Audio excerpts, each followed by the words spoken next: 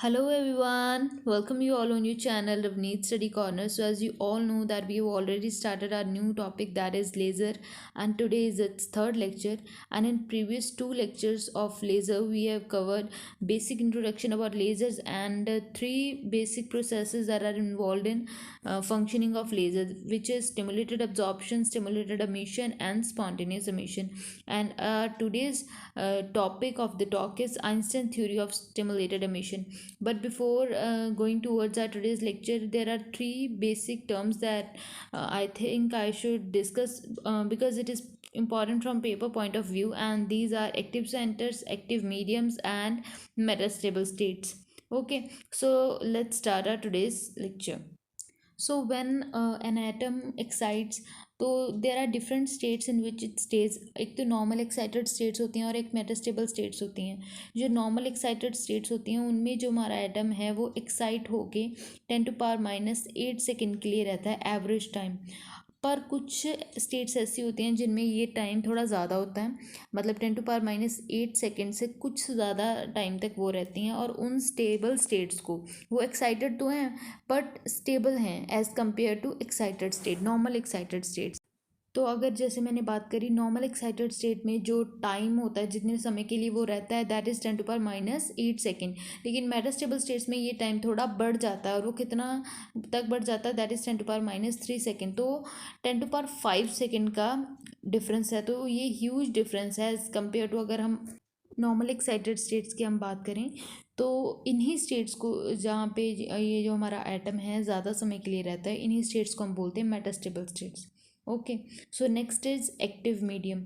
तो जो मीडियम होता है जिसमें हम लेज़र यूज़ करते हैं दैट इज़, कोई बड़ी सॉलिड लेज़र होती हैं, कई बड़ी गैस लेज़र होती हैं. जैसे रूबी लेज़र है वो सॉलिड लेज़र है, क्योंकि जो उसमें एक्टिव मीडियम यूज़ हो रहा है दैट इज़ रूबी, तो वो सॉलिड स्टेट में एग्जिस्ट करता है. तो जो हमारा हीलियम नियॉन लेज़र है उसमें जो एक्टिव मीडियम है दैट इज़ गैस. तो ये ऐसे डिफरेंट डिफरेंट एक्टिव मीडियम्स होते हैं. तो ये मीडियम एक्चुअली होते क्या हैं, तो जो लाइट एम्पलीफिकेशन है जिस रीजन में अक्कर करती है, जिस मीडियम में वो लाइट एम्पलीफिकेशन हो रहा है, तो उस मीडियम को हम बोलते हैं active medium. But active medium जैसे मैंने बोला रूबी, अब सारा रूबी का जितना भी मैंने क्रिस्टल लिया हुआ है वो सारा as an active medium act नहीं करेगा. वो मीडियम पूरा एक्टिव है, लेकिन जो कॉज कर रहा है हमारा एम्पलीफिकेशन, जितना जो एटम कॉज कर रहे हैं वो एम्पलीफिकेशन को, उनको हम बोलेंगे एक्टिव सेंटर्स. ओके, तो out of all the atoms in the active medium, only few atoms takes part in the amplification of light. So such atoms are known as active centers. अगर मैं अब Ruby की बात करूँ, Ruby हमें पता है कि एल्युमिनियम ऑक्साइड, अगर जो प्योर रूबी होता है, मतलब एल्युमिनियम ऑक्साइड की वजह से होता है, ऑक्साइड की वजह से, और ये कलरलेस होता है. लेकिन ये जो रेड कलर जिसको हम रूबी कलर बोलते हैं, ये इम्प्योरिटीज़ की वजह से आता है. और वो इम्प्योरिटीज़ कौन सी हैं, क्रोमियम की इम्प्योरिटीज़ हैं. और अगर अब कई बार क्वेश्चन आ जाता है कि जो रूबी में रेड कलर है वो किस इम्प्योरिटी की वजह से है, तो वो क्रोमियम की इम्प्योरिटी की वजह से है. तो सिर्फ क्रोमियम की जो इम्प्योरिटी है वही टेक प्लेस और can say take part in the process of light amplification. तो अगर मैं बात करूँ रूबी में, अगर मैं तीन एटम्स हैं हमारे पास, एक एल्युमिनियम, एक ऑक्सीजन और एक क्रोमियम, तो इन तीनों एटम्स में जो पार्टिसिपेट कर रहा है एटम दैट इज़ क्रोमियम. तो एक्टिव सेंटर जो रूबी लेज़र का है वो क्रोमियम है. ओके, और यही रिस्पॉन्सिबल है रेड कलर ऑफ रूबी. जो हमारा जेम स्टोन्स होते हैं जो उनमें रूबी होता है, तो रेड कलर जो होता है रूबी का, which is a result of impurities. कौन सी इम्प्योरिटीज़, क्रोमियम. तो आई होप आपको एक्टिव सेंटर, एक्टिव मीडियम और मेटास्टेबल स्टेट्स, ये तीनों टर्म अच्छे से क्लियर हो गई हैं. ठीक है, तो अब हम बात करेंगे जो हमारा टॉपिक है today's topic, that is Einstein's theory of stimulated emission. तो as we have already studied in our first lecture that कि जो आइंस्टाइन थे उन्होंने 1916 में हिंट कर दिया था अबाउट लेज़र. तो उन्होंने एक थ्योरी भी प्रपोज करी थी कि एम्पलीफिकेशन या लाइट एम्पलीफिकेशन या जो लेज़र हैं, ये मतलब किस वजह से या कैसे ये वर्क करेंगे और इनकी प्रोसेस क्या होगी, and also about the important और necessary conditions for light amplification. तो ये सब हम पढ़ेंगे। तो we have already know that only stimulated emission among 3 जो हमने प्रोसेसेस पढ़ी हैं उनमें से सिर्फ स्टिमुलेटेड एमिशन ही कॉज करता है लाइट एम्प्लीफिकेशन को। Okay, so when the light incident on a material all the 3 processes simultaneously take place. ये तीनों प्रोसेसेस जो हमने पढ़ी हैं, stimulated absorption, spontaneous emission and stimulated emission, ये तीनों प्रोसेसेस हो रही हैं simultaneously. But for light amplification to take place, number of stimulated emission must occur in more number as compared to stimulated absorption and spontaneous emission। तो ये जो तीनों processes हो रही हैं, अगर लाइट एम्प्लीफिकेशन को होना है तो ये जो हमारी स्टिमुलेटेड एमिशन है इसका एमिशन का नंबर होगा वो ज़्यादा होना चाहिए as compare to other 2 processes. तो यही फिर कॉज करेगी हमारी लेज़र की एग्जिस्टेंस को। अगर ऐसा नहीं होता तो फिर लेज़र जो है हमारा लाइट एम्प्लीफिकेशन है वो नहीं होगी।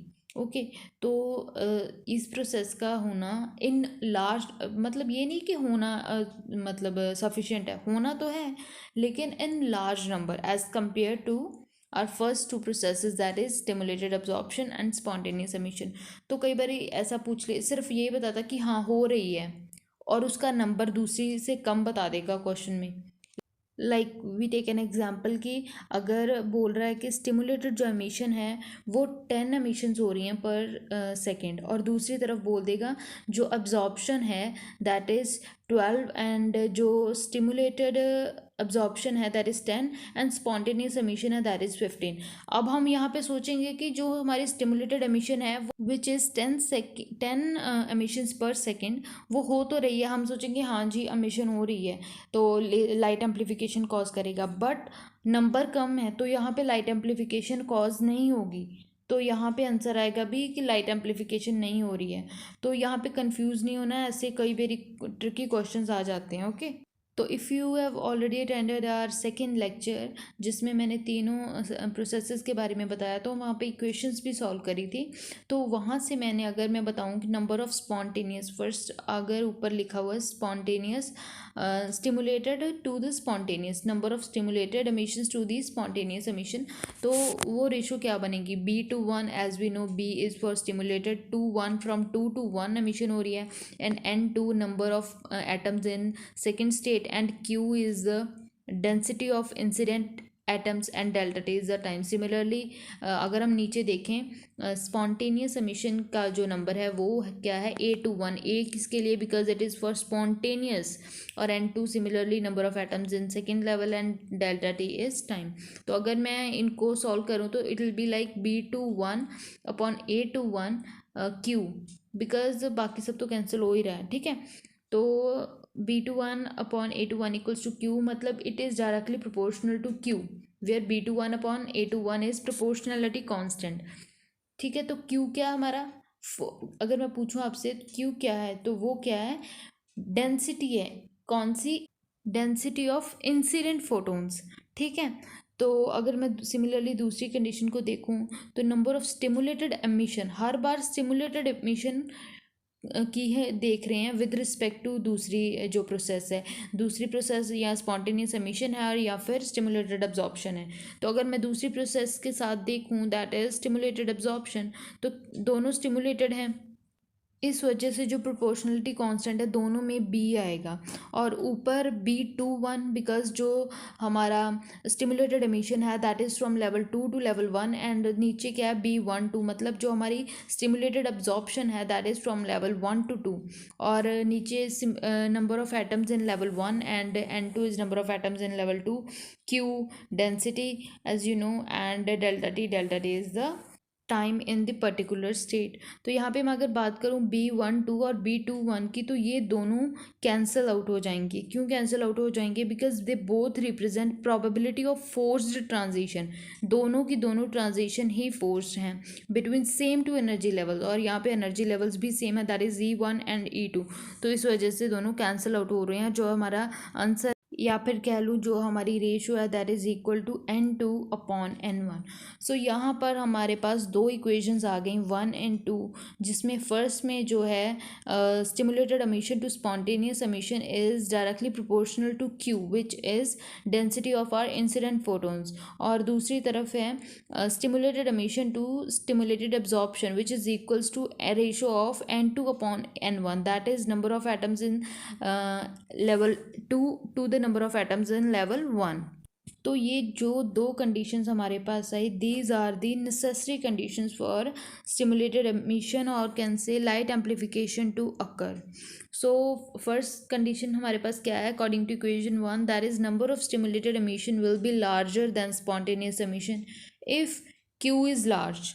तो as I have told you earlier कि अगर हमें लाइट एम्पलीफिकेशन चाहिए तो number of stimulated emissions must be greater then other two processes.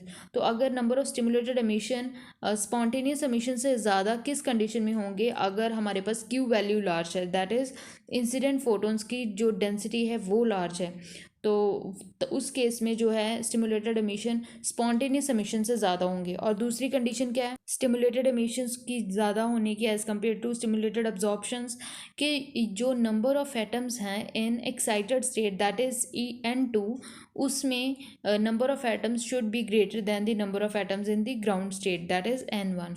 तो there are more atoms in the upper level E2 than lower level E1. So these two highlighted conditions are basis for our light amplification to occur, and this is the basis of Einstein's theory of stimulated emission.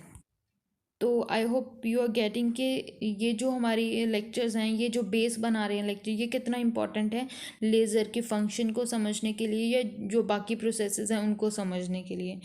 So this is all for today, and in our next videos we'll talk about other aspects of laser like population inversion and examples and pumping schemes, 3 level and 4 level. And if you haven't subscribed to the channel till now, make sure that you subscribed and press the bell icon as well to get the notifications, and do like and share in all those groups and with all those friends who are preparing for physics or exams in which physics is involved. So this is all for today. Thank you very much.